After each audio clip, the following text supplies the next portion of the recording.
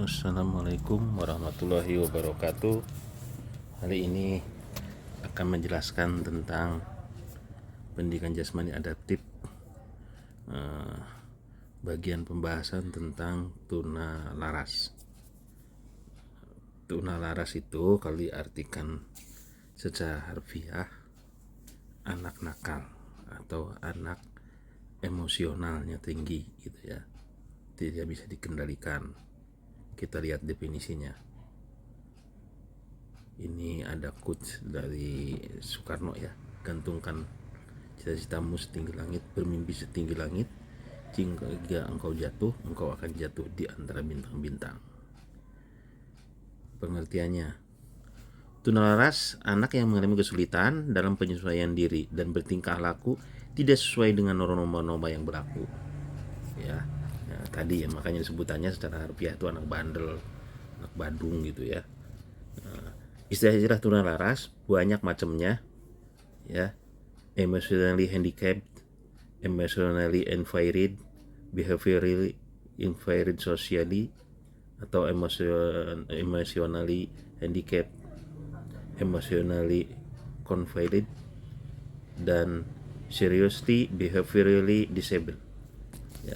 Bisa juga seperti itu gitu ya, banyaklah istilah-istilahnya ya anak tunalaras itu. Tapi yang paling penting adalah kalau diartikan secara harfiah, secara sederhana, tunalaras adalah anak yang bandel, anak bandel gitu ya.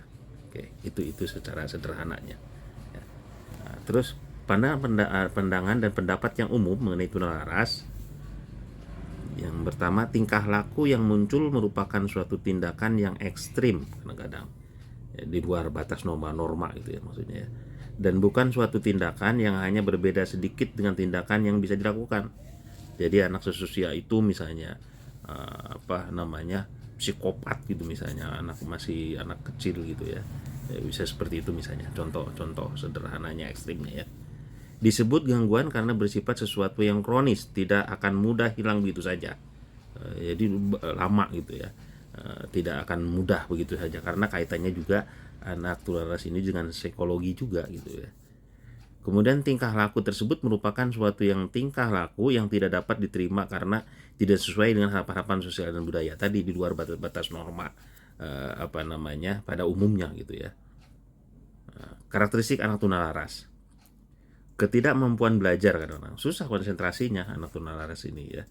Ketidakmampuan menjalin hubungan yang harmonis baik antar sesama siswa maupun dengan guru ya, karena emosinya sangat tinggi juga gitu loh. Kadang-kadang ya nggak bisa diterima dengan akal normal, akal sehat itu, norma-norma yang ada ya. Jadi bahasa anak-anak rese gitu loh ya, selalu bikin onar gitu misalnya, seperti itu ya.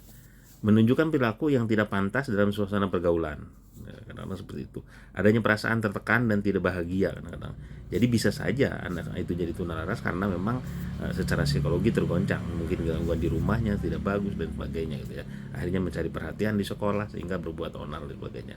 Adanya perasaan yang muncul dari masalah pribadi, ini kadang-kadang yang banyaknya dari persoalan kontra itu dari pribadinya sehingga yang dimunculkan di sekolah gitu ya. Nah, karakteristik anak tunalaras: ketidakmampuan untuk belajar namun tidak menunjukkan adanya gangguan intelektual, sensori, atau faktor kesehatan. Jadi kan anak tunalaras juga sebetulnya otaknya mah normal gitu loh ya. Otaknya dalam artian intelektualnya biasa aja gitu loh. Mampu juga dia kalau konsentrasinya bagus gitu ya, dia bisa juga menerima pelajaran gitu. Ketidakmampuan untuk membangun, memelihara hubungan baik yang memuaskan dengan teman dan orang lain atau dengan orang dewasa gitu ya. Dia tidak bisa bergaul seperti layaknya secara normal dengan orang-orang sekitarnya, termasuk dengan orang dewasa juga. Bentuk perilaku atau perasaan yang tidak dapat dikendalikan kadang-kadang di dalam kondisi normal, tahu-tahu dia membuat keributan dan sebagainya gitu misalnya ya. Pada umumnya sering menjurus pada perasaan tidak bahagia atau tertekan. Ini kadang-kadang namanya yang saya katakan tadi, lebih banyak kadang-kadang berkaitan dengan emosional gitu loh. Emosional kaitannya dengan psikologinya dia terganggu gitu ya. Adanya kecenderungan untuk berkembangnya simptom-simptom fisik atau kekuatan yang diasosiasikan dengan masalah pribadi yang akhirnya itu dibawa ke sekolah gitu ya. Itu misalnya karakteristiknya. Klasifikasi anak tunalaras secara dimensional tingkah laku yang akan digunakan untuk menggambarkan bentuk gangguan bukan tingkah laku khas yang sering dilihat dalam situasi kelas. Jadi bisa kelihatan gitu ya secara dimensional juga. Kadang-kadang ini beda gitu perilakunya di kelas misalnya. Kepribadian. Anak tunaras emosi yang mengalami kelainan dalam perkembangan emosinya, dan anak tunaras sosial yang mengalami kelainan dalam penyesuaian diri dalam lingkungannya. Itu ya, secara kepribadian dia tidak bisa menyesuaikan diri dengan lingkungannya karena berbeda menurut pandangan dirinya gitu ya. Kemudian secara kesehatan jiwa, terdapat anak tunaras psikopat kadang-kadang, yaitu anak yang memiliki penyimpangan emosi dan penyesuaian yang dipengaruhi faktor genetik endogen. Kadang-kadang ada juga faktor seperti itu dari faktor endogen. Cuman sekali lagi yang sering saya sampaikan, faktor endogen itu, faktor genetik itu sedikit persentasenya ya, tidak serta merta gitu bapak dan ibunya psikopat kemudian anaknya langsung seperti itu genetiknya gitu ya. Tidak, tergantung dari genetik pembawaannya kuat apa enggak gitu terhadap anak tersebut gitu ya. Emosi dan sosial, anak yang mengalami kesulitan penyesuaian perilaku dengan lingkungan sosial karena adanya tekanan dari dalam oleh adanya hal-hal yang bersifat neurotis dan psikotis. Anak yang mempunyai tingkah laku yang tidak sesuai dengan adat yang berlaku di lingkungannya. Kadang-kadang ya secara emosi dan sosialnya seperti itu. Itulah klasifikasi anak tunalaras.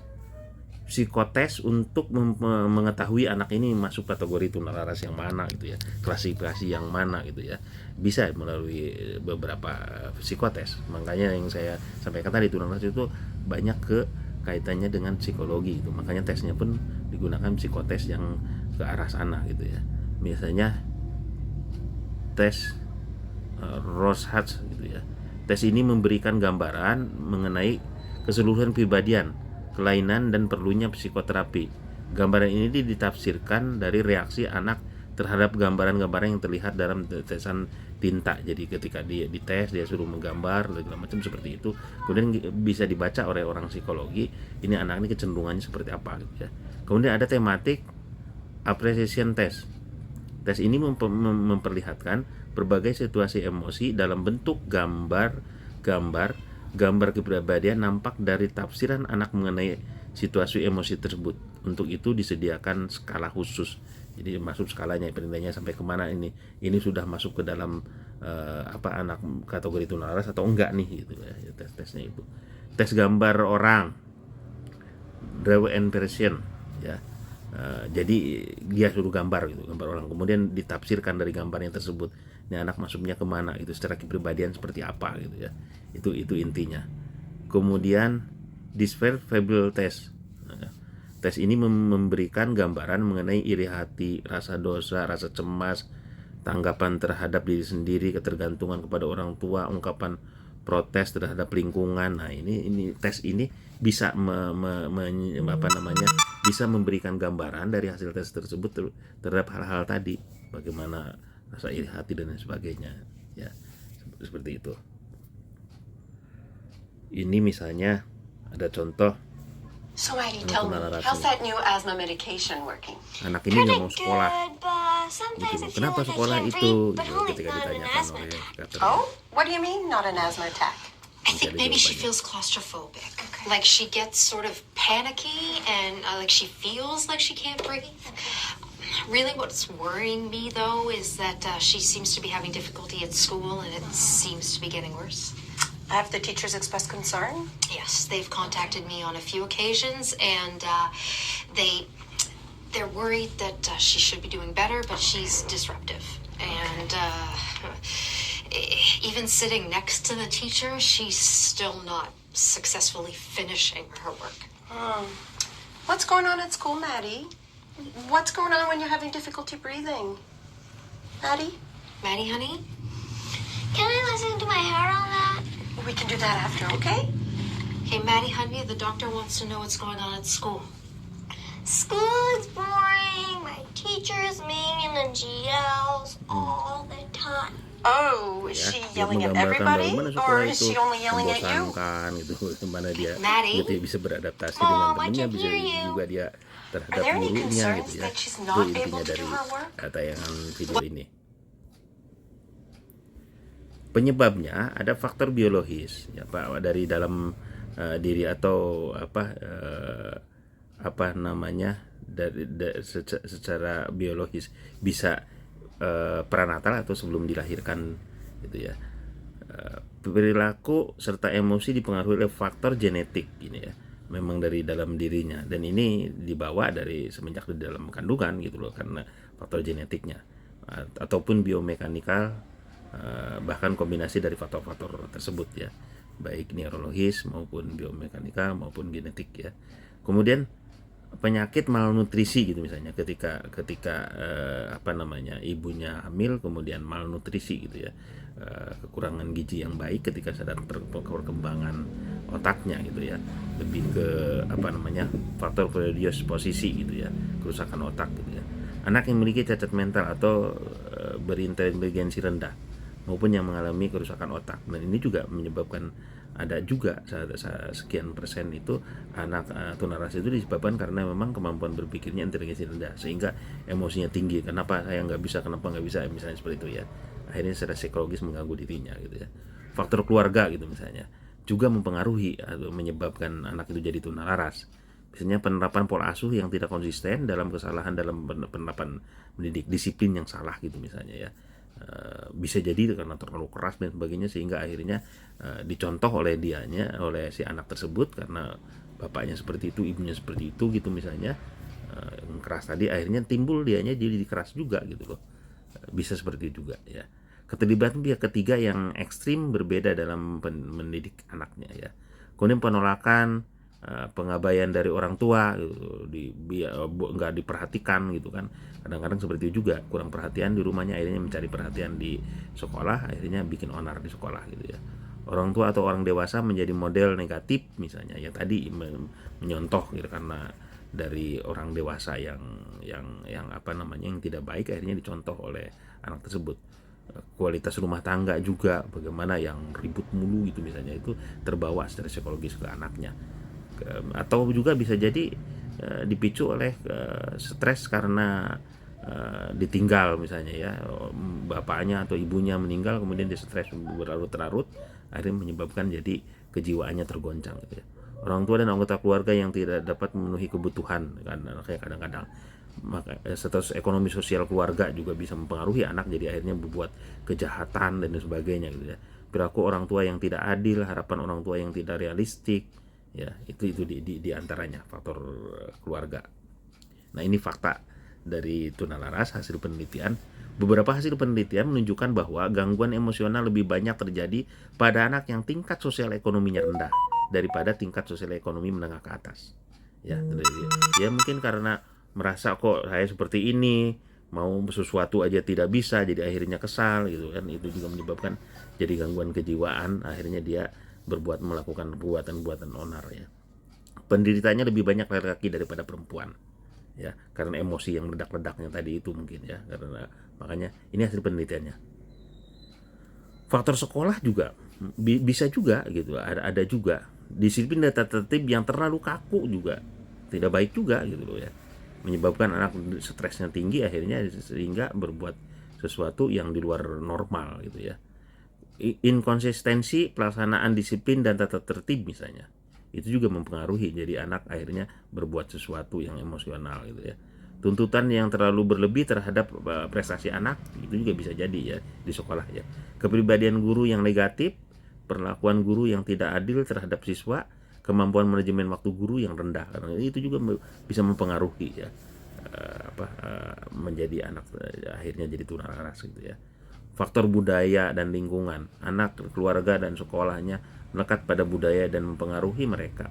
Nilai dan standar tingkah laku telah diberikan kepada anak dalam berbagai kondisi budaya, tuntutan, larangan dan model. Jadi kadang-kadang juga lingkungan, budaya, lingkungan masyarakat juga mempengaruhi anak itu. Makanya kan tidak heran kadang-kadang anak, itu anak mana sih, anak kampung ini gitu. Kampung itu terkenal anak-anaknya bandel-bandel gitu misalnya, seperti itu ya maksudnya ya.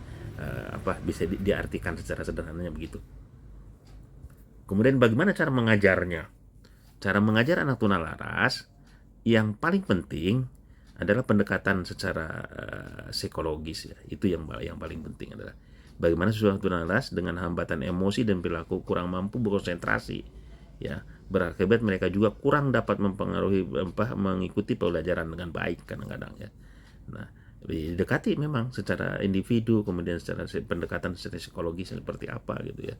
Kita sebagai guru, program pengajaran yang tertata rapi dengan harapan-harapan yang jelas, rancangan indikator pencapaian tujuan pembelajaran yang jelas, dipercaya dan dapat meningkatkan prestasi siswa tunalaras ya. Jadi kalau tertata dengan baik dan sebagainya, kemudian tadi sentuhan-sentuhan psikologis terhadap anak tersebut ya, kemungkinan bisa didekati secara individu itu misalnya. Itu juga bisa meningkatkan, akhirnya dia percaya, trust kepada gurunya, akhirnya bisa mengarahkan pada akhirnya. Kuncinya ada pada pembentukan suasana belajar yang baik, kondusif, ramah, dan harus menjadi prioritas guru gitu ya. Bagaimana tadi yang saya sampaikan ya, yang saya contohkan tadi gitu. Pendekatan pendidikan jasmani pada anak tunalaras, aktivitas yang berorientasi pada kebugaran jasmani. Jelas ini juga membantu, siapa tahu itu dari tadinya bandel ini kemudian kan tidak bisa contoh ekstrim saja. Bagaimana Tyson sebelum dia jadi juara dunia itu ya anak jalanan yang tukang berantem, bikin onar segala macam, kemudian didekati secara psikologis oleh pelatihnya, kemudian diarahkan untuk bertinju, akhirnya punya prestasi kan gitu loh. Bisa juga, contohnya seperti itu ya kalau dikaitkan dengan olahraga. Bentuk-bentuk aktivitas fisik dan olahraga yang mempengaruhi keterampilan gerak dasar serta bentukan sikap perlu dilatih secara terus-menerus tetap dilatih gitu ya, diarahkan gitu ya. Jadi emosinya itu diarahkan ke olahraga gitu ya. Atau menekuni olahraga prestasi tertentu gitu ya. Dia apa minatnya gitu ya. Diarahkan intinya gitu ya. Makanya tadi pendekatan secara psikologis, secara individu, kemudian diarahkan. Intinya seperti itu. Nah, ini contoh-contoh bagaimana mendisiplinkan anak dalam berolahraga. Impact stands for Individualized Movement and Physical Activity for Children Today, and the idea of Impact is that we're able to provide individualized physical activity programs to children with unique needs, and that we're having an impact on them through our services. So the Impact program began in 1982 with a faculty member called John Dunn, and the goal of the program was to improve the health and increase the physical activity of children with disabilities. That was continued with Dr. Jeff McCubbin, and it's now co-directed by 3 faculty, including Drs. J.K. Young, Megan McDonald, and myself. But the stars of the show are really the graduate students and the undergraduate students who run the program. So we have 21 graduate students who are involved with Impact every week, and they oversee the program, and they oversee Like, it just gives me goosebumps. strength issues, so we're able to use different size balls or bats that make them successful so that they feel more He started learning sports, he got confidence, he learned how to make friends, he got involved. Oke, saya lanjut dulu. Mungkin itu yang bisa disampaikan tentang tunalaras. Nah, tadi intinya kalau diartikan secara harfiah, sekali lagi tunalaras adalah anak nakal. Ya, anak yang di luar batas-batas normal, melakukan keonaran-keonaran dan sebagainya. Kemudian kuncinya adalah bagaimana pendekatan secara psikologis untuk diarahkan sampai akhirnya dia bisa mengikuti apa yang kita inginkan, tentunya entah itu nanti berprestasi di cabang olahraga atau berprestasi akademik dan sebagainya. Terima kasih.